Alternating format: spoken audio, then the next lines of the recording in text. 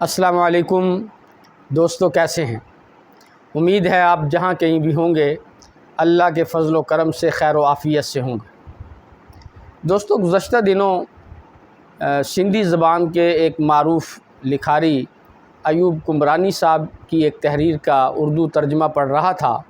جس میں انہوں نے اپنے اسکول کی یادداشتیں لکھی ہیں۔ وہ لکھتے ہیں کہ ہم 1988 میں 9ویں کلاس میں پڑھتے تھے اور اس وقت سندھ میں جو طلبہ کا یونیفارم تھا وہ خاکی رنگ کا تھا۔ تو وہ کہتے ہیں کہ ہمارے جو اسکول کے ہیڈ ماسٹر صاحب تھے وہ بہت اسٹرکٹ تھے اور وہ بہت خیال رکھتے تھے یونیفارم وغیرہ کا۔ تو ایک دن ہم دعا میں شریک تھے، یعنی کہ پریئر ہو رہی تھی کہ ہیڈ ماسٹر صاحب جو ہے وہ لائنوں کے درمیان چکر لگاتے ہوئے ایک طالب علم کے پاس پہنچے اور دیکھا تو اس نے یونیفارم نہیں پہنی ہوئی تھی۔ اسے کالر سے یوں پکڑا اور کھینچ کر لائن سے باہر جو ہے وہ لے آئے، اور وہ بچہ جو ہے وہ ڈر گیا اور اس نے اونچی اونچی آواز سے کہنا شروع کر دیا، سائیں میری بات سن لیں، میرے والد صاحب باشمل جو ہیں وہ بہت غریب آدمی ہے، اس کے پاس پیسہ نہیں ہے کہ وہ مجھے یونیفارم لے کے دے، وہ مجھے شوز لے کے دے، اس لیے آپ مجھے ماریں نہیں، میں کل سے اسکول نہیں آؤں گا۔ اور یوں ہیڈ ماسٹر صاحب نے اسے ایک طرف کھڑا کر دیا اور خود جو ہے وہ اسٹیج پہ تشریف لے گئے اور اسٹیج پہ کھڑے ہو کر طلبہ سے کہا کہ یہ جو بھیکھو مل ہے یہ ایک غریب بچہ ہے، آپ کو گھر سے کچھ نہ کچھ جیب خرچی ملتی ہے، تو آج آپ یوں کریں کہ بجائے چیزیں کھانے کے، سموسے کھانے کے، آپ اپنی یہ جو جیب خرچی ہے یہ بھیکھو مل کو دے دیں، اس طرح اس کا یہ یونیفارم بھی اس کو مل جائے گا اور آپ کو بھی ثواب ملے گا۔ میں ابھی اس بچے کو آپ کی کلاسوں کے اندر بھیج دیتا ہوں۔ ہم اپنی کلاس میں جا کے بیٹھ گئے اور ہمارے استاد فقیر محمد صاحب جو ہیں وہ بھی تشریف لے آئے۔ ابھی تعلیم کا سلسلہ شروع ہی ہوا تھا کہ اتنی دیر میں بھیکھو مل ہماری کلاس میں سر کی اجازت کے ساتھ جو ہے وہ داخل ہو گیا، اور جب اس کے ہاتھ کے اندر کچھ روپے بھی تھے اور کچھ سکے بھی تھے، وہ یقیناً اپنی کلاس سے کے لڑکوں سے اس نے اکٹھے کیے ہوں گے۔ تو جب وہ ہماری کلاس میں آیا تو سر فقیر محمد صاحب نے کہا کہ تجھے شرم نہیں آتی کہ تو نے مانگنا شروع کر دیا ہے، ابھی سے بھیک مانگنا شروع کر دی ہیں، اگر یونیفارم جو ہے وہ بھیک مانگ کر پہنو گے تو ساری زندگی مانگتے ہی رہو گے، کبھی جو ہے وہ تم جو ہے وہ خود کفیل نہیں بن سکو گے۔ چلو میں آپ کو یونیفارم لے کے دیتا ہوں، آپ جاؤ اور یہ جو پیسے جن لوگوں سے لے کے آئے انہیں واپس کر کے آؤ۔ اور یوں وہ بچہ بیچارہ واپس گیا کلاس میں، اور جن سے اس نے وہ پیسے لیے تھے ان کو جا کے واپس کرایا۔ اور جب وہ واپس آیا تو پوچھا کہ فقیر محمد صاحب نے کہ بھیکو کیا کر سکتے ہو؟ تو اس نے کہا جی میرے والد صاحب موچی ہیں، میں جوتے پالش کر سکتا ہوں، تو اس کے لیے کیا چاہیے آپ کو؟ وہ کہنے لگا کہ جی ایک ڈبہ چاہیے، اس کے اندر کچھ پالش کی ڈبیاں چاہیے اور کچھ جو ہے وہ مجھے برش چاہیے، اور اس کے لیے کتنے پیسے ہوں گے؟ تو اس نے حساب لگا کے کہا کہ کل تقریباً کوئی 150 روپیہ لگے گا۔ تو جو ہمارے استاد محترم تھے فقیر محمد صاحب، انہوں نے اپنی جیب کے اندر جو ہے وہ ہاتھ ڈالا اور پیسے نکالے اور ان میں سے 150 روپیہ جو ہے وہ اس بھیکھو مل کو دے دیا اور کہا کہ یہ پیسے لیں اور جا کر آپ اپنی پالش کے لیے جو ہے وہ ساری چیزیں خریدیں، اور ساتھ ہی کہا کہ یہ پیسے میں ادھار آپ کو دے رہا ہوں، آپ نے ہر روز 1 روپے کے حساب سے ہفتے میں مجھے 7 روپے واپس کرنے ہیں۔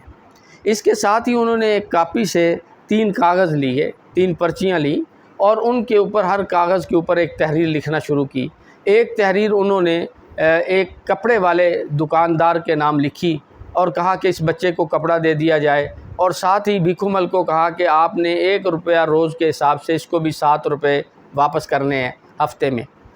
پھر ایک دوسری پرچی لکھی، وہ ٹیلر کے نام لکھ دی اور کہا کہ یہ کپڑے آپ کے سی دے گا، لیکن اس کو بھی آپ نے ہر روز 1 روپیہ جو ہے 1 روپے کے حساب سے ہفتے میں 7 روپے جو ہیں وہ واپس کرنے ہیں۔ ایک پرچی انہوں نے جوتے والے دکاندار کے نام جو ہے وہ لکھی اور کہا کہ اسے جوتے دے دیں، اور ساتھ ہی بھیکھو کو جو ہے وہ ہدایت کی کہ آپ نے 1 روپیہ کے حساب سے ہفتے میں 7 روپے اسے بھی واپس کرنے ہیں، اور یوں ہر روز 4 روپے آپ نے ہر صورت کمانے ہیں۔ جب تک آپ 4 روپے ہر صورت نہیں کمائیں گے تو پھر یقیناً یہ جو قرض ہے یہ آپ دے نہیں سکیں گے۔ تو گویا اسے پابند کیا کہ آپ نے کم از کم 4 روپے روزانہ ارننگ کرنی ہے، اور اس کے علاوہ پھر اپنی زندگی گزارنے کے لیے اور اپنے والدین کے لیے بھی آپ نے پیسہ کمانا ہے۔ جب بھیکھو مل جو ہے یہ پیسے لے کے چلا گیا تو استاد محترم نے ہم سب بچوں سے کہا کہ دیکھیں کہ یہ بچہ بڑا محنتی ہے، پڑھائی کے بعد جا کے جو ہے یہ جوتے پالش کرے گا اور لوگوں کو جو ہے لوگوں کا کام آئے گا، لوگوں کے کام کرے گا۔ تو آپ سے میں یہ کہتا ہوں کہ آپ اپنے گھر کے اور اپنے جوتے جو ہے وہ بھیکھو مل سے جو ہے وہ گٹھوائیں بھی اور مرمت بھی کروائیں اور ساتھ پالش بھی کروائیں۔ تو ہمیں بھی کہا اور دیگر کلاس کے بچوں کو بھی کہا، اور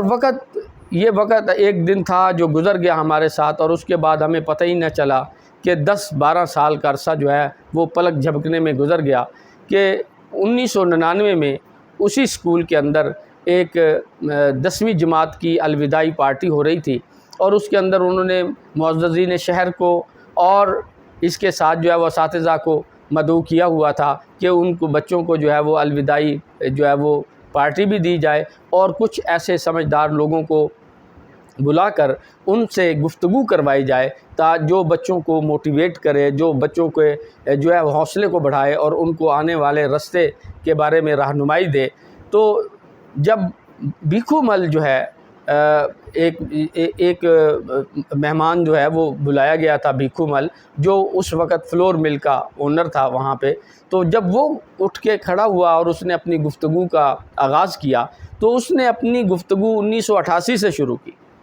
اور بتایا کہ میں اسی اسکول کا ایک طالب علم تھا اور میرے پاس یونیفارم نہیں تھا، اور اس کے ساتھ ہی اس نے اسٹیج پہ بیٹھے ہوئے استاد فقیر محمد صاحب کے جو ہیں وہ پاؤں پکڑ لیے اور کہا یہ وہ عظیم استاد ہے جس نے مجھے بھکاری بننے سے بچایا، اور بلکہ اس دن میری اس نے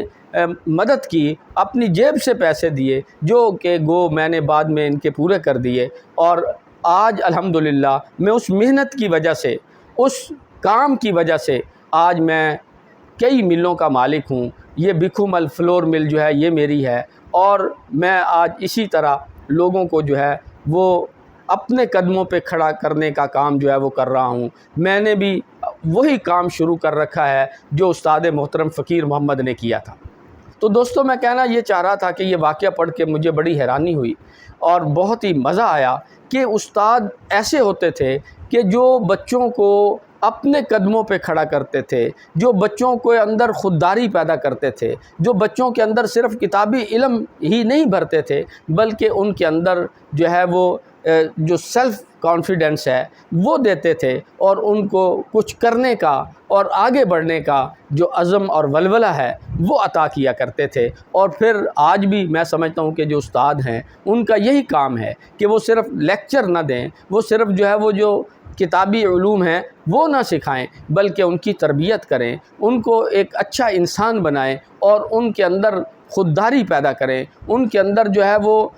غیرت نفس جو ہے وہ پیدا کریں، تاکہ وہ دوسروں کے سامنے ہاتھ پھیلانے کی بجائے محنت کو ترجیح دیں۔ اگر یہ کام ہماری کلاسوں کے اندر شروع ہو جائے تو پھر آپ دیکھیں گے یقیناً ہمارے اندر ایسی نوجوان نسل جو ہے وہ پروان چڑھے گی جو دوسروں پہ انحصار کرنے کی بجائے خود انحصاری کے اوپر جو ہے وہ توجہ دے گی۔ لیکن اگر ہم نے اس طرف فوکس نہ کیا جیسا کہ آج ہمارے حالات ہیں، اور ہم جس طرح مہنگائی کی چکی میں پس رہے ہیں اور جس طرح غربت جو ہے وہ ہمارے اوپر جو ہے وہ پنپتی اور چھاتی چلی جا رہی ہے، اگر ہم نے اس وقت بھی خودداری کو اور محنت کو جو ہے شعار نہیں بنایا اور اپنے بچوں کو یہ بات نہ سکھائی تو پھر یقیناً ہمیں بھیک مانگنے سے یا بھکاری بننے سے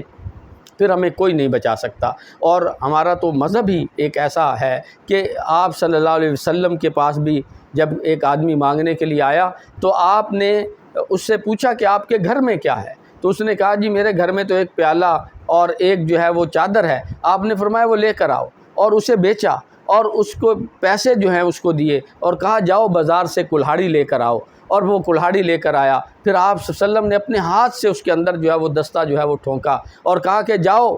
اور جنگل میں جا کے لکڑیاں کاٹو، یہ اس سے کہیں بہتر ہے جو تم بھیک مانگتے ہو۔ تو آج پوری قوم، میں یہ سمجھتا ہوں کہ ہم آج چھوٹے سے لے کے بڑے تک کسی نہ کسی حوالے سے آج منگتے بنے ہوئے ہیں، مانگ رہے ہیں۔ تو آج ہمیں اس دلدل سے نکلنا ہے، مانگنے کی بجائے دینے والا بننا ہے، مانگنے کی بجائے بانٹنے والا بننا ہے، مانگنے کی بجائے تقسیم کرنے والا بننا ہے۔ جب تک ہم تقسیم کرنے والے نہیں بنیں گے اس وقت تک ہماری دنیا کے اندر کہیں عزت نہیں ہوگی۔ اور ہمارے ہاں یہ ہو رہا ہے کہ ہم نے بے نظیر انکم سپورٹ بنا دی ہے جی، احساس پروگرام کے ذریعے لنگر خانے کھول دی ہیں۔ تو بھائی ٹھیک ہے، ضرورت مندوں کی مدد ہونی چاہیے، لیکن ضرورت مندوں کو کھانا دینے کی بجائے، پیسے دینے کی بجائے ان کو روزگار دیا جائے، ان کو کسی جو ہے وہ کوئی ملازمت دی جائے، ان کو کوئی ایسی جاب دی جائے جہاں جا کے وہ اپنی صلاحیتوں کا استعمال کریں۔ تو یہ اس مانگنے کے عمل سے، اس خدمت کے عمل سے کہیں بہتر عمل ہے۔ تو اللہ تعالی ہم سب کو محنت کرنے کی جو ہے وہ توفیق عطا فرمائے، اپنے قدموں پہ کھڑے ہونے کی توفیق عطا فرمائے۔ انہی الفاظ کے ساتھ آپ سے اجازت چاہتا ہوں۔ اللہ حافظ۔